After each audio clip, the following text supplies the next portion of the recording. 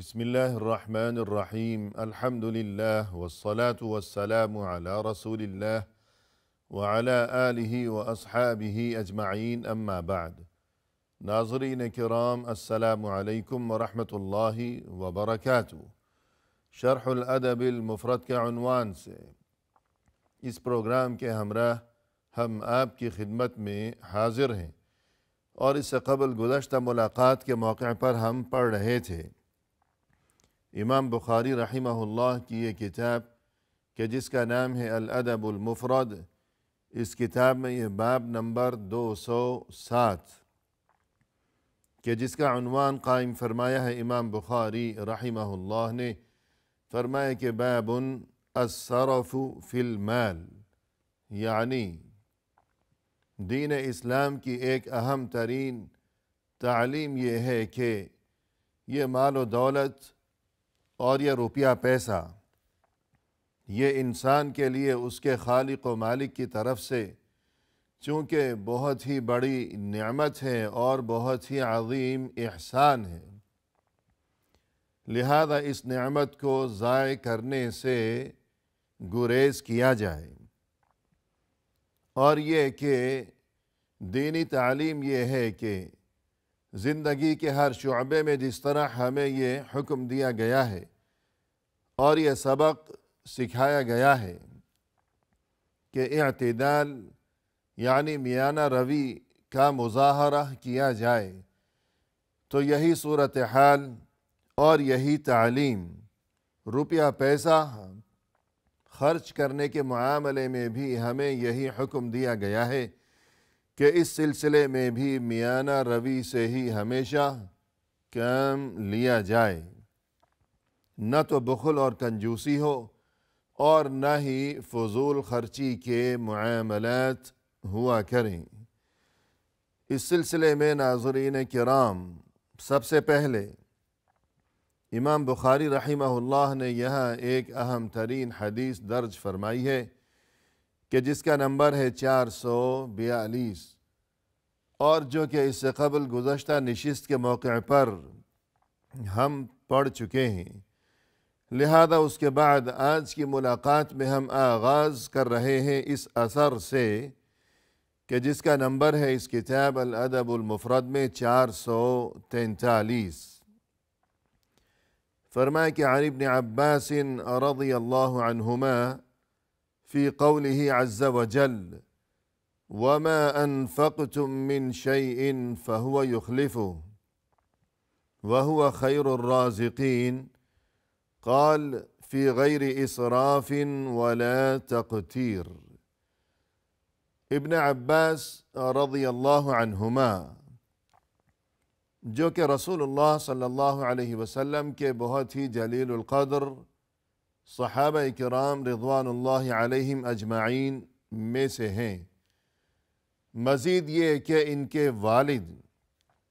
یعنی عباس ابن عبد المطلب بھی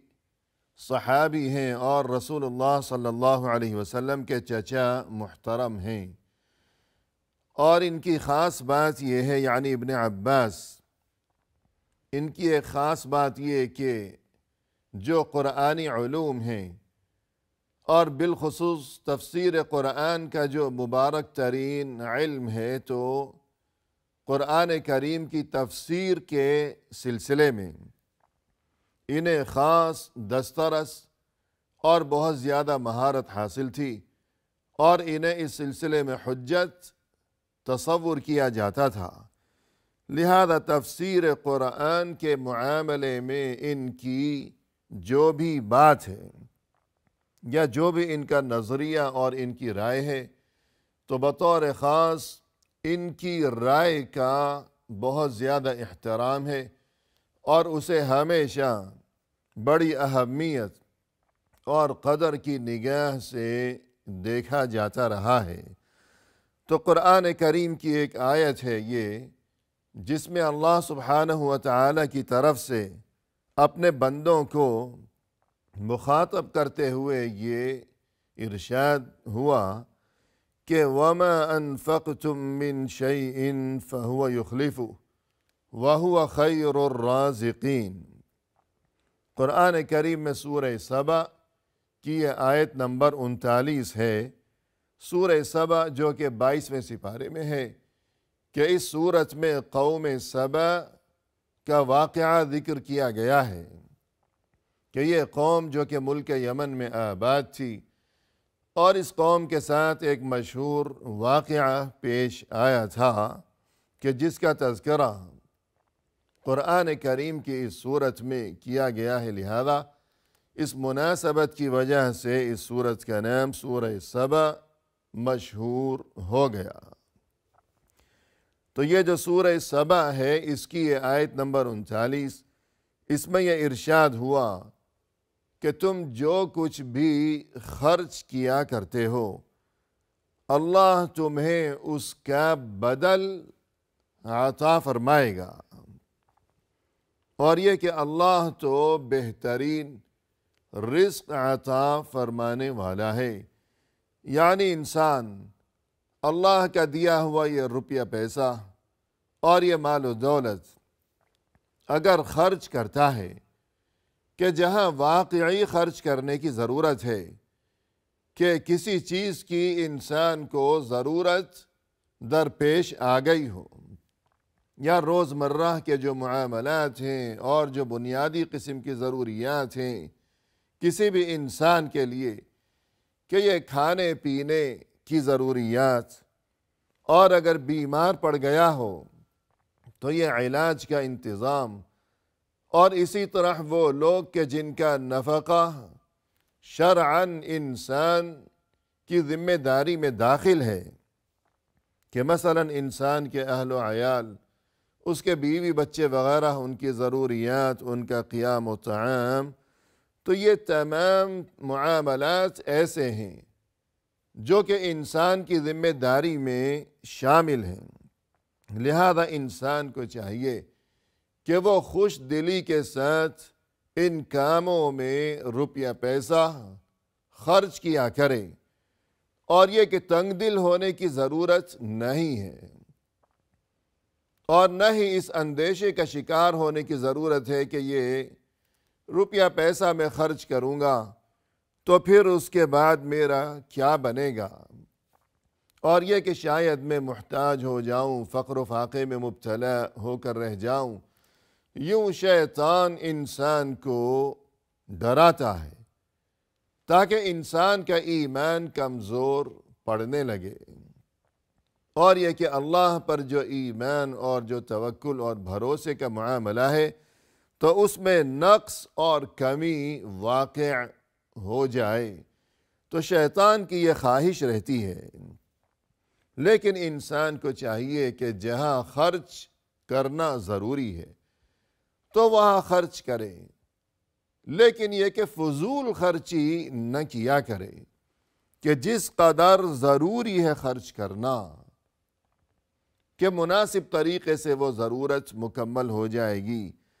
تو ضرورت کی تکمیل کے لیے مناسب حد کے اندر رہتے ہوئے اعتدال اور میانہ روی کو اختیار کیے ہوئے جس قدر خرچ کرنا ضروری ہے، اور یہ کہ مال موجود بھی ہے تو انسان کو اللہ پر بھروسہ کرتے ہوئے مال خرچ کرنا چاہیے بقدر ضرورت، اور یہ کہ ایسے مواقع پر یعنی مال خرچ کرتے ہوئے انسان کو چاہیے کہ وہ اللہ پر بھروسہ رکھے، اور اللہ کی طرف سے یہ اہم ترین خوشخبری ہمیشہ ذہن نشین رکھا کرے انسان۔ فرمائے کہ وَمَا أَنفَقْتُم مِّن شَيْءٍ فَهُوَ يُخْلِفُهُ، جو کچھ تم خرچ کیا کرتے ہو تو اللہ اس کا بدل عطا فرمائے گا، یعنی جتنا مال تم خرچ کرو گے تو یہ تمہارے لیے تمہارے رب کی طرف سے وعدہ ہے، اور یہ تمہارے لیے اللہ کی طرف سے یہ عظیم خوشخبری ہے کہ جتنا تم خرچ کرو گے اس کی جگہ ضرور اللہ تمہیں مزید مال و دولت سے نواز دے گا۔ جتنا خرچ کیا ہے اللہ کی طرف سے اتنا ہی مزید انتظام فرما دیا جائے گا، اس لیے کہ وَهُوَ خَيْرُ الرَّازِقِينَ، وہ اللہ تو بہترین ہے رزق عطا فرمانے والا۔ الغرض قرآن کریم کی یہ جو صورت، یہ جو آیت ہے، اور اس آیت میں جو عظیم ترین خوشخبری سنائی گئی ہے کہ جتنا تم خرچ کرو گے اللہ تمہیں اتنا ہی مزید عطا فرما دے گا، تو اس بارے میں ابن عباس رضی اللہ عنہما نے یہ ارشاد فرمایا، فی غیر اسراف ولا تقتیر، یعنی خرچ کرتے وقت نہ تو فضول خرچی ہو اور نہ ہی بخل یعنی کنجوسی ہو، بلکہ میانہ روی سے خرچ کیا جائے۔ اگر کوئی میانہ روی سے کام لیتے ہوئے خرچ کرے گا، نہ تو بخل سے کام لے گا اور نہ ہی فضول خرچی کیا کرتا ہو وہ انسان، تو ان دونوں برائیوں سے بچتے ہوئے میانہ روی کے ساتھ جائز ضرورت کے موقع پر بقدر ضرورت جائز حد کے اندر، مناسب حد کے اندر رہتے ہوئے جو کوئی خرچ کرے گا، تو یہی وہ انسان ہے کہ جس کے لیے در حقیقت اللہ کی طرف سے یہ خوشخبری سنائی گئی ہے قرآن کریم میں کہ جتنا تم خرچ کرو گے تو اس کی جگہ اللہ تمہیں مزید عطا فرمائے گا۔ تو یہ خوشخبری یہ سبھی کے لیے نہیں ہے، بلکہ یہ صرف انہی لوگوں کے لیے ہے کہ جو نہ تو فضول خرچی کیا کرتے ہوں اور نہ ہی بخل سے کام لیا کرتے ہوں۔ الغرض یہی بتانا مقصود ہے کہ بخل اور فضول خرچی دونوں ہی چیزیں یہ ناپسندیدہ ہیں، اور جو چیز پسندیدہ ہے اس کا نام ہے اعتدال، یعنی میانہ روی۔ اس کے بعد ناظرین کرام، ہمارے سامنے یہ نیا باب ہے کہ جس کا نمبر ہے 208 اور جس کا عنوان قائم فرمایا ہے امام بخاری رحمہ اللہ نے۔ فرمایا کہ باب المبذرین، یعنی وہ لوگ جو کہ فضول خرچی کیا کرتے ہیں۔ ہمیں یہ بات یہاں معلوم ہونی چاہیے کہ اس سے قبل گزشتہ باب میں یہ تذکرہ کیا گیا کہ وہ لوگ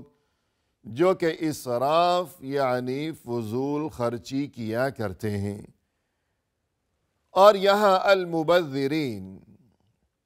یعنی وہ لوگ جو فضول خرچی کیا کرتے ہیں،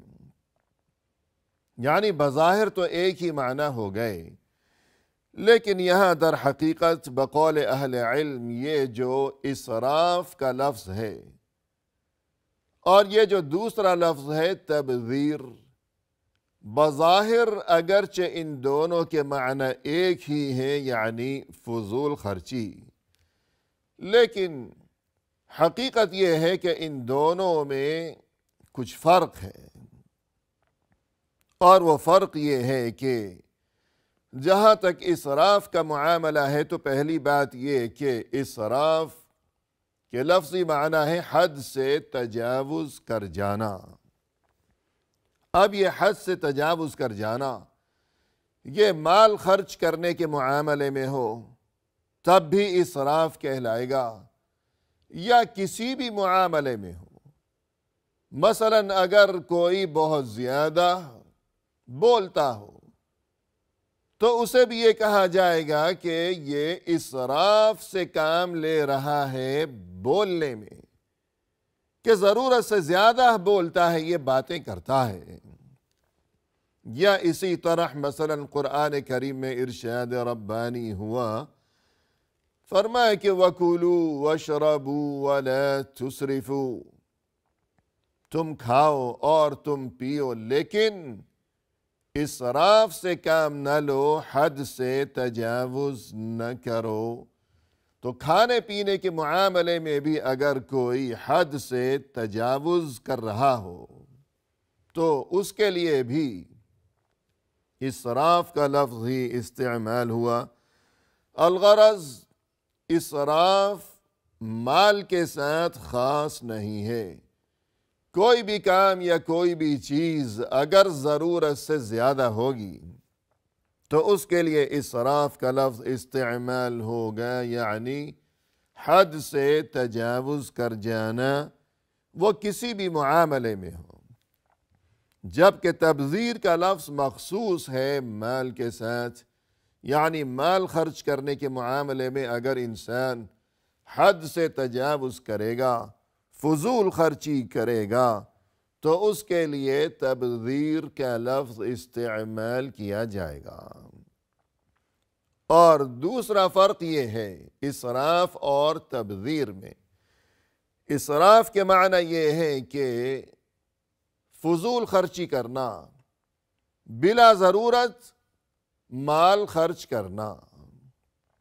ضرورت سے زیادہ روپیہ پیسہ خرچ کرنا، اگرچہ وہ جائز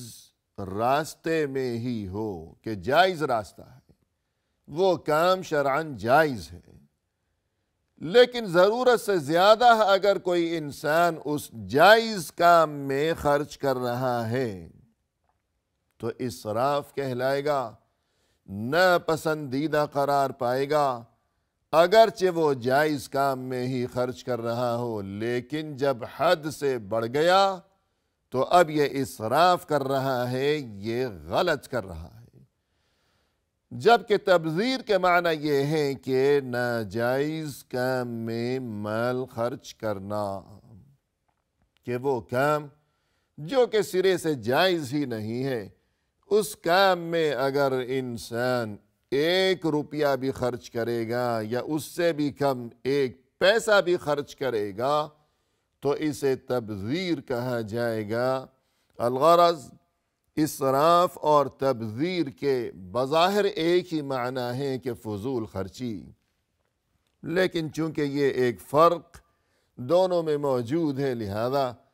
امام بخاری رحمہ اللہ نے اسراف کے لیے الگ مستقل اور پھر تبذیر کی مذمت کے لیے الگ مستقل عنوان قائم فرمایا ہے۔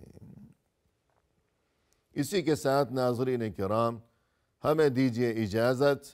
اور اس نئے باب کے تحت امام بخاری رحمہ اللہ نے جو کچھ درج فرمایا ہے تو وہ تفصیل لیے ہوئے انشاءاللہ آئندہ ملاقات کے موقع پر ہم حاضر خدمت ہوں گے۔ وآخر دعوانا ان الحمد للہ رب العالمین۔